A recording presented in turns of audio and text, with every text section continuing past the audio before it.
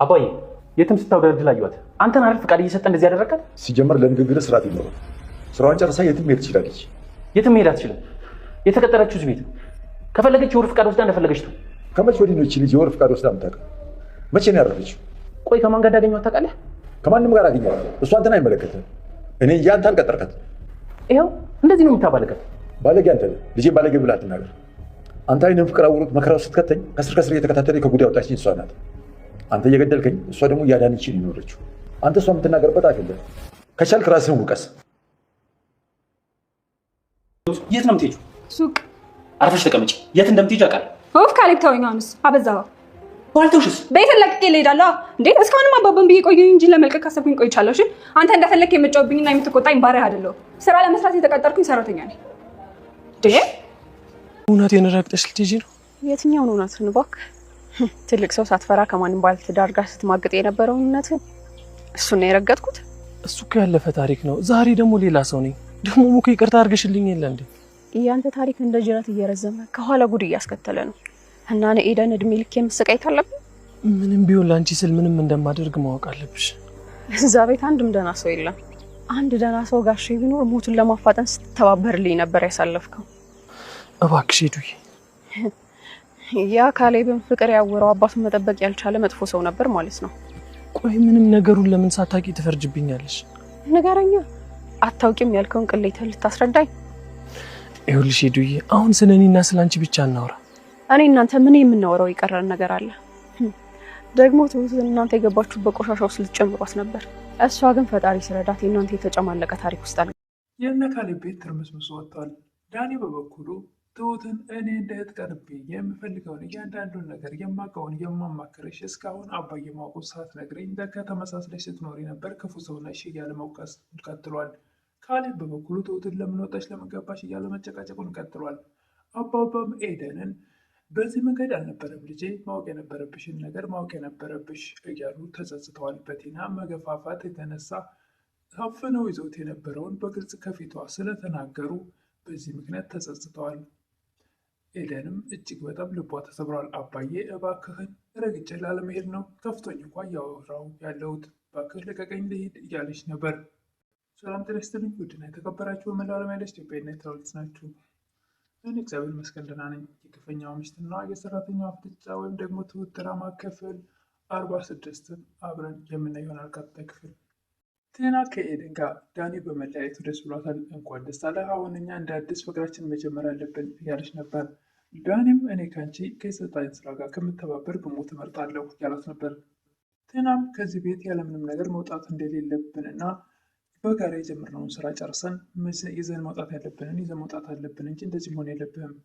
ዳኒ አሁን ከፊቴ ዞር በይልኝ፣ ካልሆነ ግን ሴት እንዳላደርግሽ። አንቺ የይቅርታ ልብ የሌለሽ ድንጋይ ልብ ያለሽ ፍጡር ነሽ። እኔ በጥፋቴ ተጸጽቻለሁ። ስለዚህ ድጋሚ ወደኋላ መመለስ በጭራሽ አልፈልግም። ዳኒ አባባን በተደጋጋሚ ታማ እያለ ዌልቸር እያለህ የምታስታውሰው ነገር አለ እያለ እየጠየቀ ነበር። አባባም ከዛ በኋላ ከዳንኩ በኋላ ያለውን ነው እንጂ ከዛ በፊት ያለውን አላስታውስም እያሉት ነበር። እሱ ግን አንዳንድ ነገሮች ሲያወሩ አባባ ድንግጥ ይል ነበረ። ታማው እያለ የምናደርገውን ነገር ካስታወሱ የሚለው ነገር ከህሊና ውስጥ አይጠፋም ነበር። ሁልጊዜም ይጨነቅ ነበር።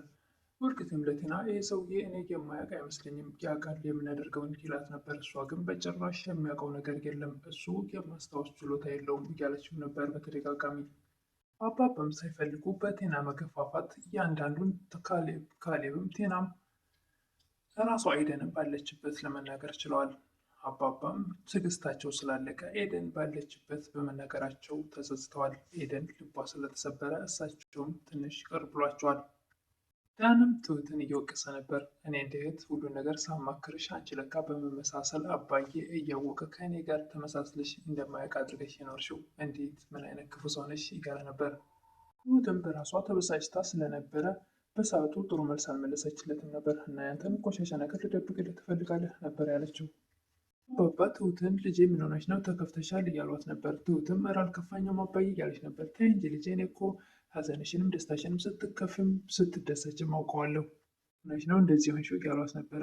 አባዬ እንደዚሁ ነው እያለች ነበር። ተይ ግን ንገሪኝ በግልጽ የወደድሽው ሰው ወድጄዋለሁ ያልሽው ሰው አስከፋሽ እንዴ እያሏት ነበር።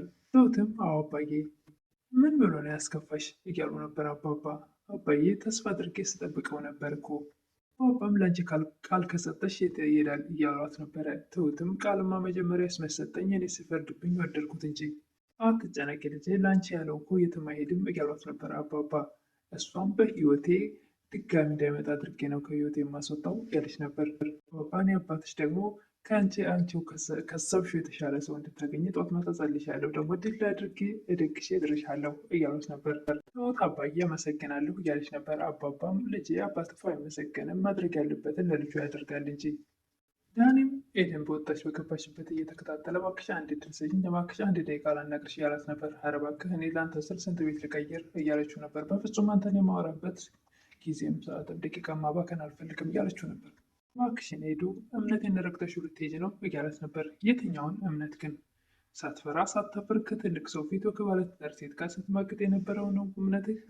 ሄዱዬ እባክሽ እሱ ያለፈ ታሪክ ነው፣ እሱን እኮ ይቅርታ ተባብለን አይደል እያለት ነበር። ኤደንም ያንተ ታሪክ እኮ አያልቅም፣ ገና ከኋላ ጉድና ጅራት እያስከተለ መጣ እና ኤደን እኔ በአንተ ጉድ ባለማለቁ እድሜ ልኬን ጊዜ ማቃጠል አለብኝ?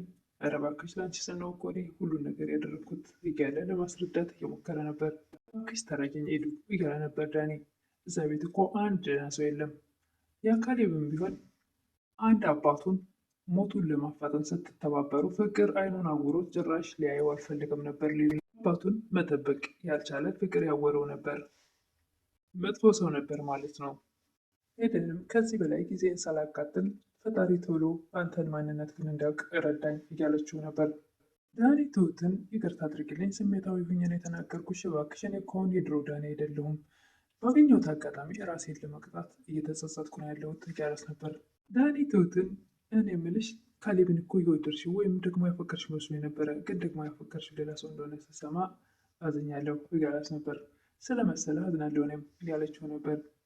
አይግረምህ እኔና ካሌብ እኮ አሰሪና ሰራተኛ ነን እንጂ ፍቅረኛ መሆን አንችልም እያለችው ነበር። ምንም ቆይ ግን ትሁት ካሌብ ይጎዳኛል ብለሽ ታስቢያለሽ እያለት ነበር።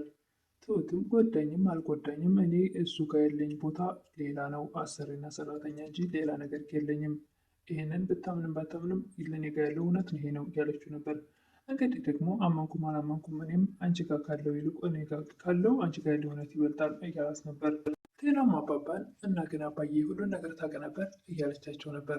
እሳቸውም እንደዚህ ህመምተኛ በሽተኛ ላይ ያን ሁሉ ለሞት መዘጋጀትና ያ ሁሉ ጭካኔ ከስብዕና መውረድ ነው እያሏት ነበር። ክፋት አስቤ ሳይሆን እና ታዲያ ክፋት አስበሽ ነው እንጂ ውስጥሽ በክፋትና በተንኮል የተሞላ ነው እያሉ ነበር አባባ።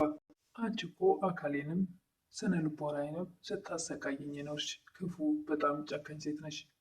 አስበሽ ቤቴን ለቀሽ ትወጫለሽ ብዬ ስጠብቅ አንቺ ግን ቤቴንም ለመልቀቅ ፈቃደኛ አይደለሽም። የት ሄዳለሁ አባባ? ማን አለኝ? እኔ አላቅልሽም። ያኔ የማውቀው ቤቴን ለቀሽ ማውጣት እንዳለብሽ ብቻ ነው እያሉ ነበር አባባ።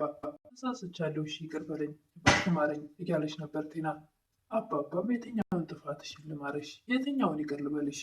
ምንም እንኳን ትፍታፊ ይቅር የሚያስብል ነገር የለሽም። ለአባባ ወክ ማድረግ ፈልጌ ነበር አባባ ብላ አስፈቀደች። ልጅ ትችያለሽ ብለዋት ወጥታ ውጭ ላይ ዘና ስትል አጋጣሚ ዳኒን ታገኘዋለች። ዳኒም እንዲሄት አንዳንድ ነገሮችን ያማከራት ስለነበር አሁን በይቅርታ ስለተመለሰ ከዳኒ ጋር ስላያት ካሌብ ደግሞ በጣም ተበሳጭቷል። ካሌብ ትሁት ወደ ቤት ስትመለስ የት ነበርሽ እያለ ያፋጠጣት ነበር። እኔ ለአባዬ ነግሬው ወክ ለማድረግ ወጥቼ ነበር ንፋስ ለመቀበል እያለችው ነበር። ለአባዬ ብትነግሪውም ባትነግሪውም እንዴት ነው በስራ ሰዓት የፈለግሽው ቦታ የምትሄጂው እያላት ነበር።